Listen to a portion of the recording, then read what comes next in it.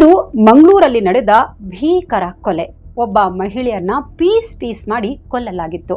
ಕೊಲೆಗಡುಕರಿಗೆ ಈಕೆ ಮೇಲೆ ಎಷ್ಟು ದ್ವೇಷ ಇತ್ತು ಅಂದರೆ ಇವಳ ದೇಹವನ್ನು 29 ಪೀಸಸ್ ಮಾಡಿದ್ರು. ಸಿಕ್ಕಾಕೊಳ್ಬಾರ್ದು ಅಂತ ದೇಹದ ತುಂಡುಗಳನ್ನು ಬೇರೆ ಬೇರೆ ಕಡೆ ಬಿಸಾಕ್ಬಿಟ್ಟಿದ್ರು. ಹಾಗಾದರೆ ಯಾರು ಈ ಮಹಿಳೆ? ಇದು ಮಂಗಳೂರಿನ ಶ್ರೀಮತಿ ಶೆಟ್ಟಿ ಬರ್ಬರ ಹತ್ಯೆಯ ಕಥೆ. ಈ ಪ್ರಕರಣದ ತನಿಖೆಗಿಳಿದ ಪೊಲೀಸರಿಗೆ ಸ್ಟಾರ್ಟಿಂಗಲ್ಲಿ ಏನೂ ಕ್ಲೂ ಸಿಗಲ್ಲ. ಆದರೆ ಕೇವಲ 2 ಸೆಕೆಂಡ್ನ CCTV ಫುಟೇಜ್ನಿಂದಾಗಿ ಕೊಲೆ ಆರೋಪಿಗಳು ಲಾಕ್ ಆದರು. ಹಾಗಿದ್ರೆ ಏನಿದು ಸ್ಟೋರಿ? ಶ್ರೀಮತಿ ಶೆಟ್ಟಿ ಕೊಲೆಯಾಗಿದ್ದು ಯಾಕೆ? ಕೊಲೆಗಡುಕರು 29 ಪೀಸಸ್ ಯಾಕೆ ಮಾಡಿದ್ರು? ಈ ಬಗ್ಗೆ ಕೊಲೆಗಡುಕರು ಕೊಟ್ಟ ಸಬೂಬು ಏನು? ಪೊಲೀಸರು ಈ ಕೇಸನ್ನು 3 ದಿನದಲ್ಲಿ ಹೇಗೆ ಸಾಲ್ವ್ ಮಾಡಿದ್ರು? ಇದೆಲ್ಲದರ ಬಗ್ಗೆ ನಮ್ಮ ಇವತ್ತಿನ ವಿಡಿಯೋದಲ್ಲಿ ಹೇಳ್ತೀವಿ. ನಾನು ಸಮೀನಾ. ನಮ್ಮ ಇವತ್ತಿನ ಸ್ಟೋರಿ ಸ್ಟಾರ್ಟ್ ಆಗೋದು ಮಂಗಳೂರಿಂದ. ಅವತ್ತು 12 ಮೇ 2019 ಬೆಳಗ್ಗೆ 9:15 ಕದ್ರಿಯಲ್ಲಿರೋ ಒಬ್ಬ ವ್ಯಕ್ತಿ ತನ್ನ ಅಂಗಡಿ ಓಪನ್ ಮಾಡೋಕೆ ಬರ್ತಾನೆ. ಆಗ ಅಂಗಡಿ ಮುಂದೆ 2 ಪ್ಲಾಸ್ಟಿಕ್ ಬ್ಯಾಗ್ ಬಿದ್ದಿರೋದು ಕಾಣಿಸುತ್ತೆ. ನಮ್ಮ ಅಂಗಡಿ ಮುಂದೆ ಯಾರಪ್ಪ ಕಸದ ಬ್ಯಾಗ್ಗಳನ್ನು ತಂದು ಬಿಸಾಕಿ ಹೋಗಿದ್ದಾರೆ ಅಂತ ಕೋಪ ಮಾಡ್ಕೋತಾನೆ. ಏನಿದು ಇಷ್ಟೊಂದು ಕಸ ಇದೆಯಲ್ಲ ನೋಡೋಣ ಅಂತ ಗೋಣಿ ಚೀಲ ಓಪನ್ ಮಾಡ್ತಾನೆ. ಓಪನ್ ಮಾಡಿದಾಗ ಅದರಲ್ಲಿ ಒಂದು ಬ್ಲ್ಯಾಕ್ ಕಲರ್ ಹೆಲ್ಮೆಟ್ ಕಾಣಿಸುತ್ತೆ. ಆ ಹೆಲ್ಮೆಟ್ ಹೊರಗಡೆ ತೆಗೆದು ನೋಡಿದರೆ ಅದರಲ್ಲಿ ಮನುಷ್ಯನ ಕಟ್ ಮಾಡಿದ್ದ ತಲೆ ಇತ್ತು. ನೋಡಿದ ಕೂಡಲೇ ಕಿರುಚ್ಕೊಂಡು ಬಿಡ್ತಾನೆ. ತಕ್ಷಣ ಕದ್ರಿ ಪೊಲೀಸ್ ಸ್ಟೇಷನ್ಗೆ ಫೋನ್ ಮಾಡ್ತಾನೆ. ವಿಷಯ ತಿಳಿದ ಕೂಡಲೇ ಅಂಗಡಿ ಹತ್ರ ಜನರೆಲ್ಲ ಜಮಾಯಿಸ್ತಾರೆ. ಇನ್ನೊಂದು ಬ್ಯಾಗಲ್ಲೂ ದೇಹದ ಪೀಸಸ್ ಇರಬಹುದು ಅಂದ್ಕೊಂಡು ಯಾರೂ ಅದನ್ನು ಓಪನ್ ಮಾಡೋದಿರಲಿ ಹತ್ತಿರ ಕೂಡ ಹೋಗಲ್ಲ.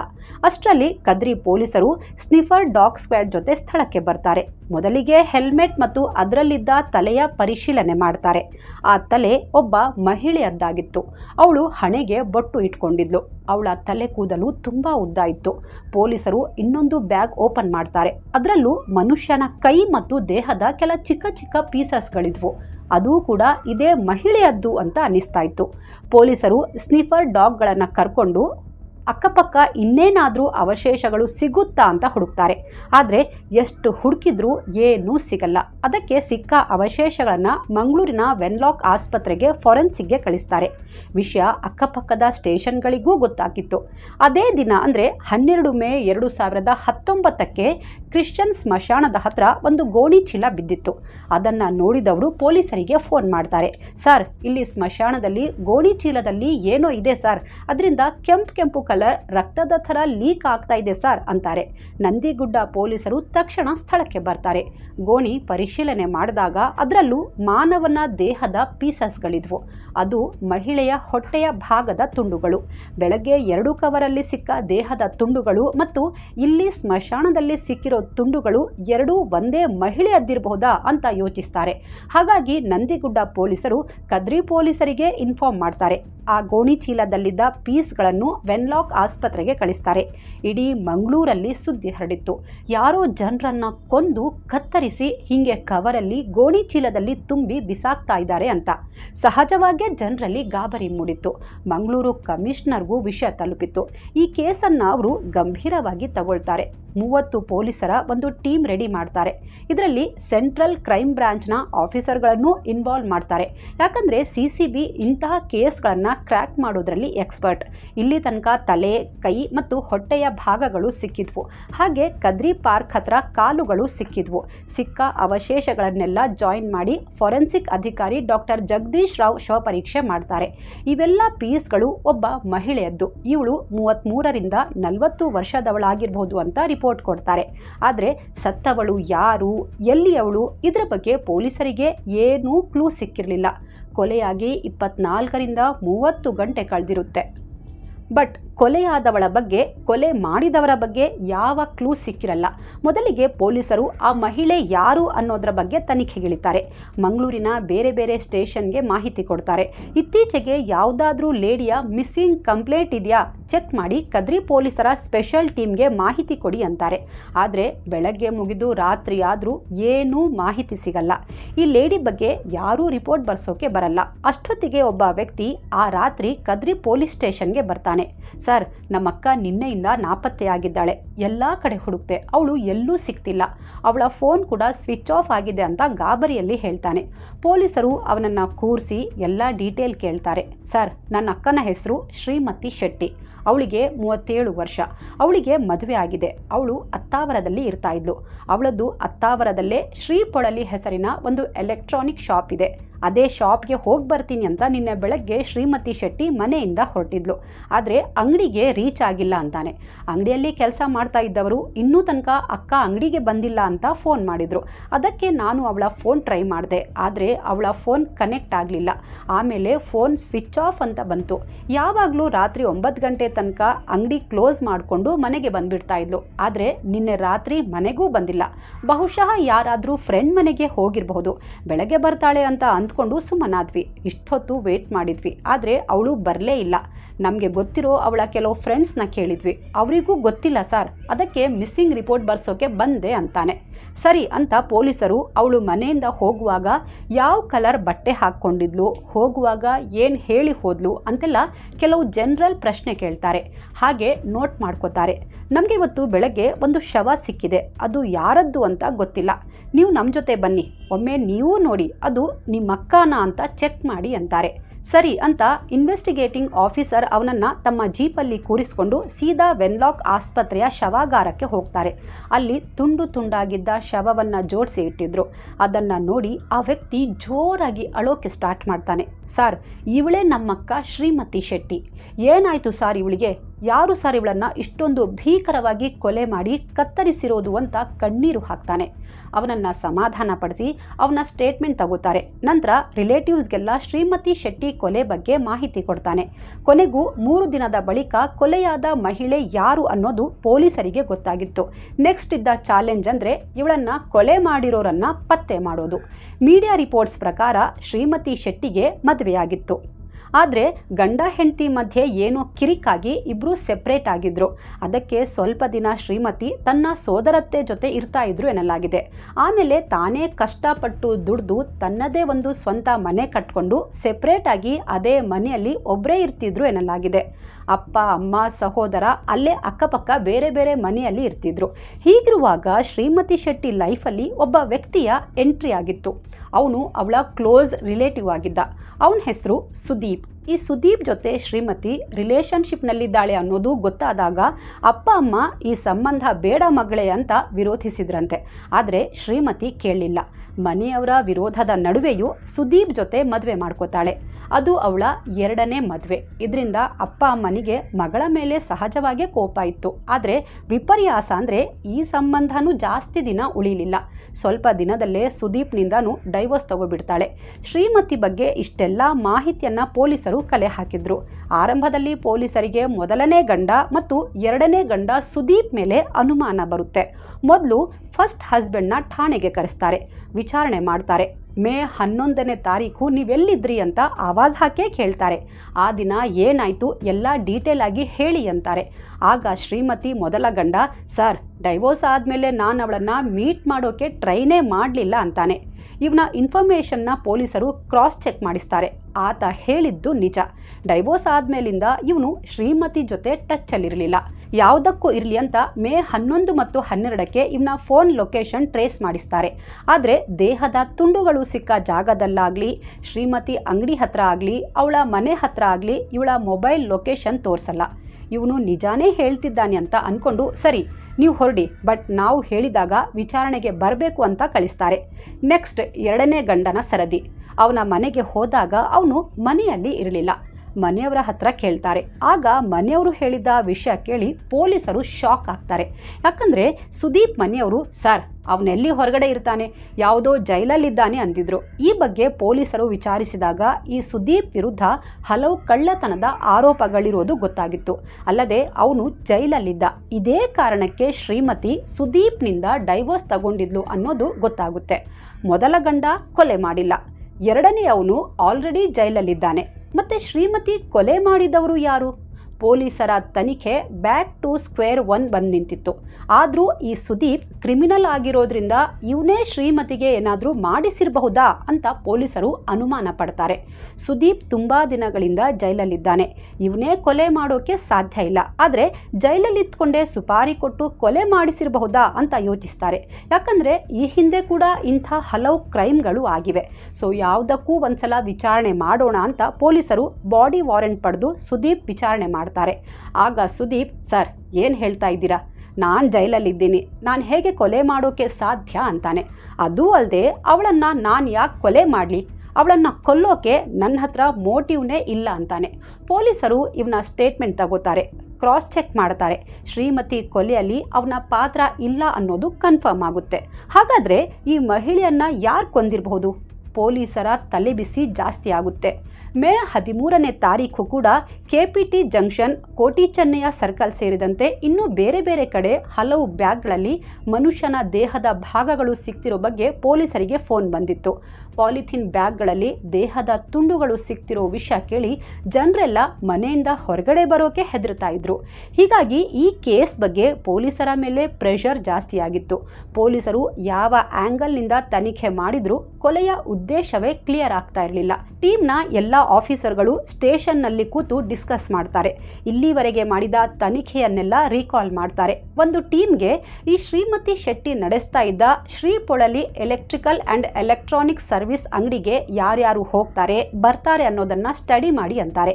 ಇನ್ನೊಂದು ಟೀಮ್ಗೆ ಅವಳು ಮನೆಯಿಂದ ಹೊರಟು ಅಂಗಡಿ ಹೋಗುವ ದಾರಿಯಲ್ಲಿ ಎಷ್ಟು CCTV ಇದೆ ಅದರ ಫುಟೇಜ್ ಚೆಕ್ ಮಾಡಿ ಅಂತಾರೆ. ಒಂದು CCTVಯಲ್ಲಿ ಕೊಲೆಯಾದ ದಿನ ಶ್ರೀಮತಿ ಶೆಟ್ಟಿ ಸ್ಕೂಟರ್ನಲ್ಲಿ ಹೋಗ್ತಿರೋದು ರೆಕಾರ್ಡ್ ಆಗಿತ್ತು. ಆ ದಿನ ಶ್ರೀಮತಿ ಬ್ಲ್ಯಾಕ್ ಟಾಪ್ ಮತ್ತು ವೈಟ್ ಪ್ಯಾಂಟ್ ಹಾಕ್ಕೊಂಡಿದ್ದದ್ದು ಫುಟೇಜ್ನಲ್ಲಿ ಕಾಣಿಸುತ್ತೆ. ಇಂಟ್ರೆಸ್ಟಿಂಗ್ ವಿಚಾರ ಅಂದರೆ ಬೆಳಗ್ಗೆ 9 ಗಂಟೆಗೆ ಇವಳು ಮನೆಯಿಂದ ಹೊರಟು ಆ ದಿನ ಅಂಗಡಿಗೆ ಹೋಗಿರಲಿಲ್ಲ. ಬದಲಿಗೆ ರೋಶ್ನಿ ನಿಲಯ ಮಾರ್ಗವಾಗಿ ವೆಲೆನ್ಸಿಯಾ ಸರ್ಕಲ್ ಕಡೆ ಹೋಗ್ತಾಳೆ. ಅಲ್ಲಿಂದ ರೈಟ್ ಟರ್ನ್ ತಗೊಂಡು ಗೋರಿಗುಡ್ಡ ಮಾರ್ಗವಾಗಿ ಸೂಟರ್ ಪೇಟೆಗೆ ಹೋಗ್ತಾಳೆ. ಆದರೆ ಅಲ್ಲಿಂದ ಮುಂದೆ CCTV ಇರೋದಿಲ್ಲ. ಹಾಗಾಗಿ ಇಲ್ಲಿಂದ ಮುಂದೆ ಅವಳು ಎಲ್ಲಿ ಹೋದ್ಲು ಗೊತ್ತಾಗಲ್ಲ. ಆದರೆ ಅವಳ ಸ್ಕೂಟರ್ ನಂಬರ್ ನೋಟ್ ಮಾಡ್ಕೋತಾರೆ. Shrimati Shetty mobile last location ಕೂಡ ಅಲ್ಲೇ ಇತ್ತು. ಅದೇ ಏರಿಯಾದಲ್ಲಿ ಅವಳ ಸ್ಕೂಟಿಗಾಗಿ ಹುಡುಕ್ತಾರೆ. ಸ್ಥಳೀಯರಿಗೂ ಗಾಡಿ ಫೋಟೋ ತೋರಿಸಿ ಇದನ್ನು ಹುಡುಕಿ ಸಿಕ್ಕರೆ ಮಾಹಿತಿ ಕೊಡಿ ಅಂತ ಹೇಳ್ತಾರೆ. ಮೇ 13ರ ಸಂಜೆ ವೇಳೆಗೆ ಕೊನೆಗೂ ಗಾಡಿ ಪತ್ತೆಯಾಗಿತ್ತು. ಅಲ್ಲಿನ ಒಂದು ಗರಾಜ್ ಹತ್ರ ತುಂಬ ಸ್ಕೂಟರ್ಗಳು ರಿಪೇರಿಗೋಸ್ಕರ ನಿಲ್ಲಿಸಿದ್ರು. ಅಲ್ಲೇ ಒಂದು ಮರೂನ್ ಕಲರ್ನ TVS ಜುಪಿಟರ್ ಸ್ಕೂಟರ್ ನಿಂತಿತ್ತು. ಇದನ್ನು ನೋಡಿದ ಕೂಡಲೇ ಲೋಕಲ್ಸ್ ಪೊಲೀಸರಿಗೆ ಫೋನ್ ಮಾಡಿ, ನೀವು ಹುಡುಕ್ತಿರೋ ಗಾಡಿ ಇಲ್ಲೇ ಇದೆ ಬನ್ನಿ ಸರ್ ಅಂತಾರೆ. ಪೊಲೀಸರು ಸ್ಥಳಕ್ಕೆ ಬಂದು ಚೆಕ್ ಮಾಡ್ತಾರೆ. ಅದು ಶ್ರೀಮತಿ ಶೆಟ್ಟಿಯದ್ದೇ ಸ್ಕೂಟರ್ ಹಿಂದಿನ ಟಯರಲ್ಲಿ ರಕ್ತದ ಕಲೆಗಳಿದ್ವು. ಡಿಕ್ಕಿ ಓಪನ್ ಮಾಡ್ತಾರೆ. ಅದರಲ್ಲಿ bank passbook, tiffin box, charger, ಹ್ಯಾಂಕಿ ಇತ್ತು. ಅಚ್ಚರಿ ಅಂದರೆ ಅದರಲ್ಲೂ ದೇಹದ ತುಂಡುಗಳು ತುಂಬಿದ್ದ ಬ್ಯಾಗ್ಗಳಿದ್ವು. ಎಲ್ಲವನ್ನು ಕಲೆಕ್ಟ್ ಮಾಡಿ ದೇಹದ ಭಾಗಗಳನ್ನು ಅದೇ ವೆನ್ಲಾಕ್ ಆಸ್ಪತ್ರೆಗೆ ಕಳಿಸ್ತಾರೆ. ವಿಚಿತ್ರ ಅಂದರೆ ಇಷ್ಟೆಲ್ಲ ಪೀಸ್ ಜಾಯಿನ್ ಮಾಡಿದ್ರೂ ಶ್ರೀಮತಿ ದೇಹ ಕಂಪ್ಲೀಟ್ ಆಗಿರಲಿಲ್ಲ. ಪೊಲೀಸರು ಶ್ರೀಮತಿ ಮನೆಯವರ ಹತ್ರ ಅವಳ ಬಿಸ್ನೆಸ್ ಬಗ್ಗೆ ವಿಚಾರಿಸ್ತಾರೆ. ಸರ್, ಈ ಎಲೆಕ್ಟ್ರಾನಿಕ್ ಅಂಗಡಿ ಜೊತೆಗೆ ಇನ್ನೊಂದು ವ್ಯವಹಾರ ಮಾಡ್ತಿದ್ಲು ಅಂತಾರೆ. ಏನದು ವ್ಯವಹಾರ? ಅದೇ ಚಿಟ್ ಫಂಡ್ ವ್ಯವಹಾರ. ಅಂದರೆ ಶ್ರೀಮತಿ ಶೆಟ್ಟಿ ಬಡ್ಡಿಗೆ ದುಡ್ಡು ಕೊಡ್ತಿದ್ಲು. ಈ ಮಾತು ಕೇಳಿದ ಕೂಡಲೇ ಪೊಲೀಸರ ತಲೆಯಲ್ಲಿ ಒಂದು ಆಲೋಚನೆ ಬರುತ್ತೆ. ಕೊಲೆಯ ಮೋಟಿವ್ ಬಗ್ಗೆ ಸುಳಿವು ಸಿಗುತ್ತೆ. ಬಹುಶಃ ಇದೇ ದುಡ್ಡಿನ ವ್ಯವಹಾರದಿಂದಾನೇ ಕೊಲೆಯಾಗಿದೆ ಅನ್ನೋ ಗುಮಾನಿ ಶುರುವಾಗುತ್ತೆ. ಯಾರೋ ಸಾಲಗಾರರು ಕೊಲೆ ಮಾಡಿರಬಹುದು ಅನ್ನೋ ಆ್ಯಂಗಲ್ನಲ್ಲಿ ತನಿಖೆ ಸ್ಟಾರ್ಟ್ ಮಾಡ್ತಾರೆ. ಮೊದಲಿಗೆ ಅವಳ ಅಂಗಡಿಗೆ ಹೋಗ್ತಾರೆ. ಮತ್ತೊಮ್ಮೆ ಅಲ್ಲಿದ್ದ ಕೆಲಸಗಾರರ ಜೊತೆ ಮಾತಾಡ್ತಾರೆ. ಆಗ ಕೆಲಸಗಾರರು, ಹೌದು ಸರ್, ಅವರು ಚಿಟ್ ಫಂಡ್ ಬಿಸ್ನೆಸ್ ಮಾಡ್ತಾ ಇದ್ರು ಅಂತಾರೆ. ಅದಕ್ಕೆ ಸಂಬಂಧಿಸಿದ ಒಂದು ಡೈರಿ ಕೊಡ್ತಾರೆ. ಅದರಲ್ಲಿ ಯಾರ್ಯಾರಿಗೆ ಎಷ್ಟೆಷ್ಟು ಸಾಲ ಕೊಟ್ಟಿದ್ರು, ಯಾರಿಂದ ಸಾಲ ವಸೂಲಿ ಆಗಿದೆ, ಯಾರಿಂದ ಇನ್ನೂ ಎಷ್ಟು ದುಡ್ಡು ಬಡ್ಡಿ ಬರಬೇಕು, ಇದೆಲ್ಲವನ್ನ ಬರೆಯಲಾಗಿತ್ತು. ಅವರ ಹೆಸರು ಮತ್ತು ಕಾಂಟ್ಯಾಕ್ಟ್ ನಂಬರ್ ಸಮೇತ ಶ್ರೀಮತಿ ಬರೆದಿಟ್ಟಿದ್ಲು. ಇಷ್ಟು ಮಾಹಿತಿ ಸಿಕ್ಕ ಕೂಡಲೇ ಪೊಲೀಸರು ಫುಲ್ ಆಕ್ಟಿವ್ ಆಗ್ತಾರೆ. ಇನ್ನೇನು ನಾವು ಕೇಸ್ ಕ್ರ್ಯಾಕ್ ಮಾಡೋ ಸನಿಹದಲ್ಲಿ ಇದ್ದೀವಿ ಅನ್ಕೋತಾರೆ. ಅದರಲ್ಲಿದ್ದ ನಂಬರ್ಗೆಲ್ಲ ಕಾಲ್ ಮಾಡ್ತಾರೆ. ಆದರೆ ಇಲ್ಲೂ ಪೊಲೀಸರಿಗೆ ಡ್ರಾಬ್ಯಾಕ್ ಆಗಿತ್ತು. ಕೊಲೆಗಾರನ ಬಗ್ಗೆ ಯಾವುದೇ ಕ್ಲೂ ಸಿಗಲಿಲ್ಲ. ಪೊಲೀಸರ ಮೇಲೆ ಪ್ರೆಷರ್ ಜಾಸ್ತಿ ಆಗ್ತಾ ಹೋಯಿತು. ಅವತ್ತು 14 ಮೇ 2019 ಎಲ್ಲೆಲ್ಲಿ ದೇಹದ ಭಾಗ ಸಿಕ್ತಿದ್ವೋ ಅಲ್ಲಿನ CCTV ಫುಟೇಜ್ ನೋಡೋಕೆ ಸ್ಟಾರ್ಟ್ ಮಾಡ್ತಾರೆ. ಕದ್ರಿ ಪಾರ್ಕ್ ಹತ್ರ ಒಂದು CCTV ಇತ್ತು. ಅದರ ಫುಟೇಜ್ ಚೆಕ್ ಮಾಡ್ತಾರೆ. ಮೇ 11ರ ರಾತ್ರಿ 11ರ ಸುಮಾರಿಗೆ ಯಾರೋ ಒಬ್ಬ ಹೆಲ್ಮೆಟ್ ಹಾಕ್ಕೊಂಡು 2 ಬ್ಯಾಗ್ ಎಸೀತಾ ಇರೋದು ರೆಕಾರ್ಡ್ ಆಗಿತ್ತು. ಆದರೆ ಕತ್ತಲಾಗಿದ್ರಿಂದ ಫುಟೇಜ್ ಕ್ಲಿಯರ್ ಇರಲಿಲ್ಲ. ಇದೆಲ್ಲದರ ನಡುವೆ ಅಗೇನ್ ಮೇ 15ನೇ ತಾರೀಕು ಕದ್ರಿಯ ಶ್ರೀನಿವಾಸ್ ಮಲ್ಯ ಪಾರ್ಕ್ ಹತ್ರ ಒಂದು ಗೋಣಿ ಚೀಲ ಸಿಗುತ್ತೆ. ಅದರಲ್ಲಿ ಅವಳ ಕಾಲುಗಳಿದ್ವು. ಇದನ್ನು ವೆನ್ಲಾಕ್ ಆಸ್ಪತ್ರೆಗೆ ಕಳಿಸ್ತಾರೆ. ಅಲ್ಲಿಗೆ ಅವಳ ಬಾಡಿ ಕಂಪ್ಲೀಟ್ ಆಗಿತ್ತು. ಅಂದರೆ ಟೋಟಲ್ 29 ಪೀಸ್ಗಳಲ್ಲಿ ಶ್ರೀಮತಿಯ ದೇಹ ಸಿಕ್ಕಿತ್ತು. ಕೊಲೆಗಡುಕ ಬಹುಶಃ ಸೈಕೋ ಇರಬಹುದು ಅಂತ ಪೊಲೀಸರು ಅನುಮಾನ ಪಡ್ತಾರೆ. ಯಾಕಂದರೆ ಮೇ 12ರಿಂದ ಪ್ರತಿದಿನ ಬ್ಯಾಗ್ಗಳಲ್ಲಿ ಬೇರೆ ಬೇರೆ ಕಡೆ ದೇಹದ ತುಂಡುಗಳನ್ನು ಹಾಕಲಾಗಿತ್ತು. ಇದು ನೇರವಾಗಿ ಪೊಲೀಸರಿಗೆ ಸವಾಲ್ ಹಾಕಿದಂತಿತ್ತು. ಆದರೆ ನಮ್ಮ ಪೊಲೀಸರು ಕೂಡ ಸ್ಮಾರ್ಟ್ ಮತ್ತು ಇಂಟೆಲಿಜೆಂಟ್. ಪೊಲೀಸರು ಶ್ರೀಮತಿ ಶೆಟ್ಟಿ ಲಾಸ್ಟ್ ಕಾಣಿಸಿಕೊಂಡ ಸಿಸಿಟಿವಿ ಚೆಕ್ ಮಾಡ್ತಾರೆ. ಸೂಟರ್ ಪೇಟೆಯಲ್ಲಿ ಲಾಸ್ಟ್ ಕಾಣಿಸಿಕೊಂಡಿದ್ದು ಇಲ್ಲಿ ಶೆಟ್ಟಿ ಬರೀ 2 ಸೆಕೆಂಡ್ ಒಂದ್ ಕಡೆ ನಿಲ್ಲೋದು ಕಾಣಿಸುತ್ತೆ. ಇನ್ನೊಂದು ಕಡೆ ಯಾರೋ ಒಬ್ಬನ ಜೊತೆ ಮಾತಾಡಿರ್ತಾಳೆ. ಅವನು ಸ್ಕೂಟರ್ನಲ್ಲಿದ್ದ. ಯಾರು ಅನ್ನೋದು ಗೊತ್ತಾಗಲ್ಲ, ಯಾಕಂದರೆ ಅವನು ಹೆಲ್ಮೆಟ್ ಹಾಕ್ಕೊಂಡಿದ್ದ. ಆದರೆ ಅವನ ಗಾಡಿ ನಂಬರ್ CCTVಯಲ್ಲಿ ರೆಕಾರ್ಡ್ ಆಗಿತ್ತು. ಅದನ್ನು ನೋಟ್ ಮಾಡಿಕೊಂಡ ಅಯೋಗೆ ಎಲ್ಲೋ ಈ ಗಾಡಿ ನಂಬರ್ ನೋಡಿದ್ದೀನಲ್ಲ ಅನಿಸುತ್ತೆ. ಎಸ್, ಅವತ್ತು ಕದ್ರಿ ಪಾರ್ಕ್ ಹತ್ರ ರಾತ್ರಿ 11 ಗಂಟೆಗೆ 2 ಬ್ಯಾಗ್ ಎಸೆಯೋಕೆ ಬಂದಿದ್ದ ಗಾಡಿ ನಂಬರ್ ಸೇಮ್ ಇತ್ತು. ಇಲ್ಲಿಂದ ಪೊಲೀಸರಿಗೆ ಹೊಸ ಲೀಡ್ ಸಿಕ್ಕಿತ್ತು. ಆ ಸ್ಕೂಟರ್ ಯಾರದ್ದು ಅಂತ ಪತ್ತೆ ಮಾಡ್ತಾರೆ. ಅದು ಜೋನಸ್ ಸ್ಯಾಮ್ಸನ್ ಹೆಸರಲ್ಲಿ ರಿಜಿಸ್ಟರ್ ಆಗಿತ್ತು. ಅವನು ಕಂಕನಾಡಿಯಲ್ಲಿರ್ತಿದ್ದ.